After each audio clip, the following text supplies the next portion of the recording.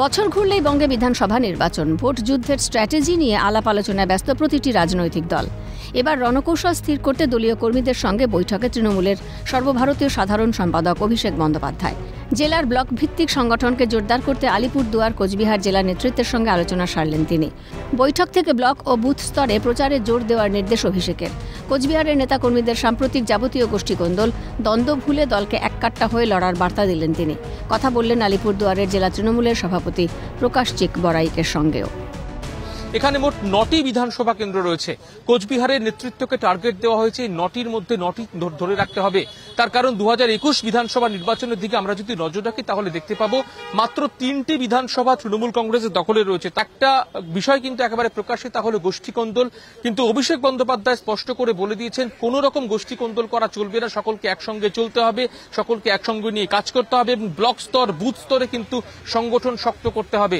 আলিপুরদুয়ার জেলা তৃণমূল কংগ্রেসের 6টা গ্রামীণ ব্লক এবং 2টা টাউন আমরা সাংগঠনিক ডিসকাশন করেছি এবং পলিটিক্যাল যা ডিসিশন হবে সর্বোচ্চ লিডারশিপ দেবে। ভোট যুদ্ধের স্ট্র্যাটেজি স্থির করার পাশাপাশি জেলায় জেলায় ভাষা আন্দোলন জারি রাখার নির্দেশ দলের সেকেন্ড ইন কমান্ডের। বললেন, লড়াইয়ের ময়দানে 1 ইঞ্চি জমি ছাড়া যাবে না, রুখতে হবে বিজেপির অপচেষ্টা। নিজেদের জেলার অন্দরের হালচালও অভিষেকের সামনে তুলে ধরেন একাধিক জেলা নেতৃত্ব।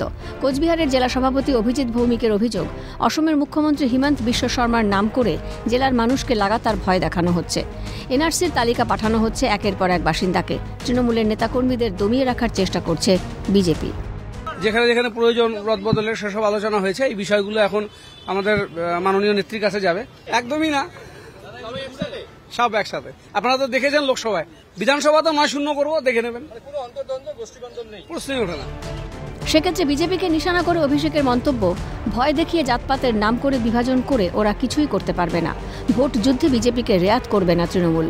পাশাপাশি কোচবিহারের সাংগঠনিক স্তরের রদবদল ও জেলার 19 জায়গায় প্রতিবাদ সভা নিয়েও আলোচনা হলো বৈঠকে। সোমবারের বৈঠকে উপস্থিত ছিলেন আলিপুরদুয়ার জেলা সভাপতি প্রকাশ চিক বড়াইক, চেয়ারম্যান গঙ্গাপ্রসাদ শর্মা, 2 বিধায়ক সুমন কাঞ্জিলাল, জয়প্রকাশ টোপ্প, ছিলেন উত্তরবঙ্গ উন্নয়ন মন্ত্রী উদয়ন গুহ। 2 জেলার একাধিক নেতৃত্বের সঙ্গে আলোচনায় এক কথায় দলের আগামীর গতিবিধির পাঠ দিলেন তৃণমূলের সর্বভারতীয় সাধারণ সম্পাদক অভিষেক বন্দ্যোপাধ্যায়। ক্যামেরায় অপূর্ব দেবনাথের সঙ্গে রাজা সাহার রিপোর্ট, ক্যালকাটা নিউজ।